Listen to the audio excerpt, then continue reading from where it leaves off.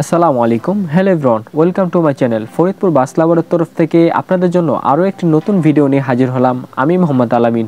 এই ভিডিওর টপিকটা হলো এনা পরিবহন বন্ধ হওয়ার কারণ কি। এনা পরিবহনের সকল অজানা তথ্য এই ভিডিওতে তুলে ধরার চেষ্টা করছি ইনশাল্লাহ।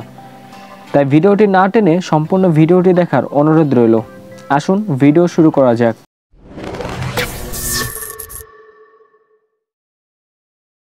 এনা পরিবহনের যাত্রা শুরু হয় 1984 সালে ঢাকার মিরপুর গুলিস্তান রুটের একটি মাত্র বাস দিয়ে। এর প্রতিষ্ঠা করেন খন্দকার এনায়েতুল্লাহ। পরিবহন সেক্টরে তার নেতৃত্ব দিয়ে দ্রুত পরিচিতি লাভ করে জনাব খন্দকার এনায়েতুল্লাহ। 90-এর দশকে তিনি ঢাকা সড়ক পরিবহন মালিক সমিতির সাধারণ সম্পাদক হিসেবে দায়িত্ব নেন এবং এখান থেকেই এনা পরিবহনের ব্যবসা দ্রুত সম্প্রসারিত হয় এবং স্থানীয় রুট থেকে আন্তঃজেলার পরিবহন সার্ভিসের রূপান্তরিত হয়। বিশেষত ঢাকায় ময়মনসিংহ রুটে উন্নত ধাপ ব্যবসার বিস্তার ঘটায় এই এনা পরিবহনটি। এনা পরিবহন ধীরে ধীরে দক্ষিণবঙ্গ সহ দেশের বিভিন্ন রুটে পরিবহন সেবা শুরু করে। তাদের অত্যাধুনিক বাস এবং উন্নত মানের যাত্রী সেবায় দ্রুত জনপ্রিয়তা পায় এনা পরিবহন। 2010 সালের দশকের একটি বাংলাদেশের অন্যতম শীর্ষ পরিবহন কোম্পানি হিসেবে পরিচিতি পায় এনা পরিবহন। রাজনৈতিক সংযোগের মাধ্যমে এনা পরিবহন সুবিধা পেলেও প্রতিযোগিতা ও অবনতি ব্যবস্থাপনায় দুর্বলতা কোম্পানি স্থায়িত্বে প্রভাব ফেলে। সাম্প্রতিক বছরগুলোতে তাদের ব্যবসা ভালোই যাচ্ছিল। হঠাৎ করে 2023 সালে পদ্মা সেতু চালু হওয়ার পরে এনা পরিবহনের ব্যবসা আরও বেড়ে যায়। বেশ কিছুদিন এনা পরিবহনের ব্যবসা খুব ভালোই যাচ্ছিল। তারপরে হঠাৎ করে 2024 সালে 5 আগস্ট সাবেক প্রধানমন্ত্রী দেশ থেকে পালানোর পরই আওয়ামী লীগের নেতা ও মন্ত্রীদের ওপর হামলা ও মামলা হয়। এনা পরিবহনের প্রতিষ্ঠা খন্দকার এনায়েতুল্লাহ রাজনীতি ও ব্যবসায়িক কারণে বিতর্কিত হয়েছে। বর্তমানে তিনি অস্ট্রেলিয়ায় প্রবাসী এবং কি তার নেতৃত্বের অনুপস্থিতিতে প্রতিষ্ঠানটি আরও দুর্বল হয়ে পড়েছে। জানা গেছে বর্তমানে এনা পরিবহন সড়কের বাস চলাচল প্রায় 70%ই কমে গেছে।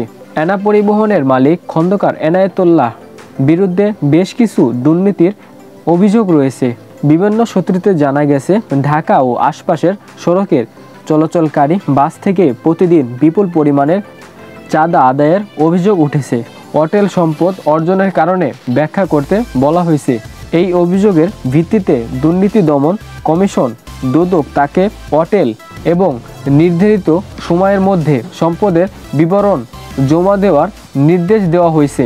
এনা পরিবহন এবং এর মালিক খন্দকার এনায়েতুল্লাহ সম্পর্কে আরও অভিযোগ ও চাঁদাবাজি। প্রতিদিন ঢাকা ও এর আশপাশে চলাচলকারী বাস পরিবহন থেকে চাঁদা সংগ্রহের অভিযোগ রয়েছে।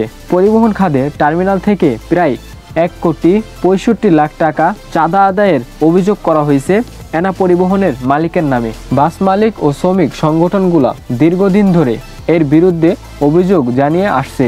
খন্দকার এনায়েতুল্লাহ অটেল সম্পদ এবং এর উৎস সম্পর্কে দুদক তদন্ত শুরু করেছে। তাকে সম্পদের বিবরণী জমা দিতে বলা হয়েছে, যা তদন্তের আওতায় রয়েছে।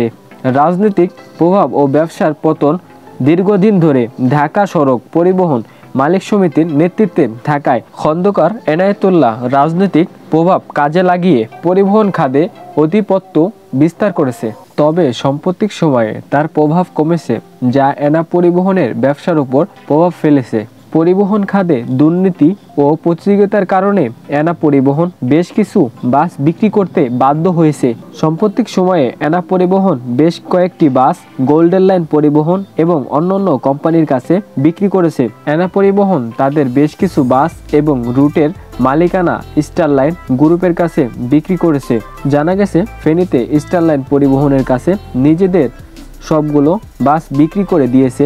ব্যবসা গুটিয়ে নেওয়ার সিদ্ধান্ত নিয়েছে এনা পরিবহন। সোমবার 28 সেপ্টেম্বর 2024 এনা পরিবহন তাদের বাসগুলো স্টার লাইনকে বুঝিয়ে দেওয়ার কথা দিয়েছিল।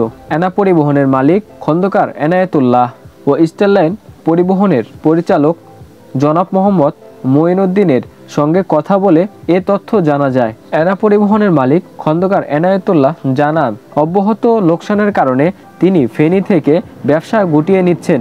ঢাকা ফেনী রুটে তাদের 34টির মতন বাস চলাচল করত, সবগুলো স্টার লাইনের কাছে বিক্রি করে দিয়েছেন বলে জানান তিনি আরও জানান, এনার ছাগলনাইয়ার বাস টার্মিনাল কিনে নেয় স্টার লাইন পরিবহন। প্রতি মাসে 15 থেকে 16 লাখ টাকা লোকসান গুনছিলেন তারা।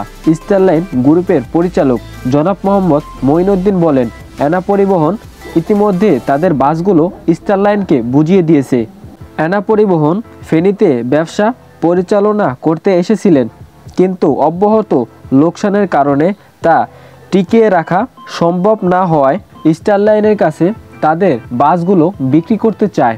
স্টার লাইন এতে সম্মতি দেয়, বাসগুলো কিনে নেয় স্টার লাইন পরিবহন। স্টার লাইনের পরিচালক জনাব মোহাম্মদ মঈনুদ্দিন আরও জানান, স্টার লাইন দীর্ঘদিন ধরে সুনামের সঙ্গে ব্যবসা পরিচালনা করে আসছে, আগামীতেও মানুষকে সর্বোচ্চ সেবা দিয়ে যাবে তারা। এবং কি আরও বাস কিনেছে গোল্ডেন লাইন পরিবহন প্রায় 100টির মতন বাস কিনেছে এনা পরিবহনের কাছ থেকে। এবং কি আরও বাস কিনেছে লাল সবুজ পরিবহন, তারা কতগুলা বাস কিনেছে তা এখনও জানা যায়নি। এবং কি আরও বাস কিনেছে হানিফ পরিবহন, জানা গেছে হানিফ পরিবহন মার্সিডিজ বেঞ্জের ওয়েভ 16-23 মডেলের বাস কিনেছে এনা পরিবহনের কাছ থেকে। এবং কি অন্যান্য ছোট পরিবহন সংস্থার কাছেও বাস বিক্রি করেছে বলে ধারণা করা হচ্ছে, কিন্তু নির্দিষ্ট কোম্পানির নাম বা সংখ্যা বিষয়টি এখনও অস্পষ্ট আছে। এই ছিল সর্বশেষ এনা পরিবহনের তথ্য। বিশেষ দ্রব্য ভিডিওতে থাকা যেই সকল ফটোগুলা ব্যবহার করা হয়েছে, এই সকল ফটোগুলা ফেসবুক থেকে কালেক্ট করা। যারা এই ফটোগুলা তুলেছেন তাদের জানাই ফরিদপুর বাস লাভারের তরফ থেকে অসংখ্য ধন্যবাদ। আজকের ভিডিওটা এই পর্যন্তই। ভিডিও শেষ করার আগে আপনাদেরকে একটা কথা বলতে চাই, যারা এখনও আমার চ্যানেলে নতুন আছেন, আমার ভিডিওগুলো যদি আপনার কাছে ভালো লেগে থাকে তাহলে অবশ্যই আমার চ্যানেলটি সাবস্ক্রাইব করুন। পরবর্তী ভিডিও আগে পেতে সাথে থাকা বেল আইকনটি বাজিয়ে দিবেন। ধন্যবাদ। আজকের ভিডিওটা এ পর্যন্তই। পরবর্তী নতুন কোনো এক ভিডিও নিয়ে আপনাদের সাথে দেখা হবে। আল্লাহ হাফেজ।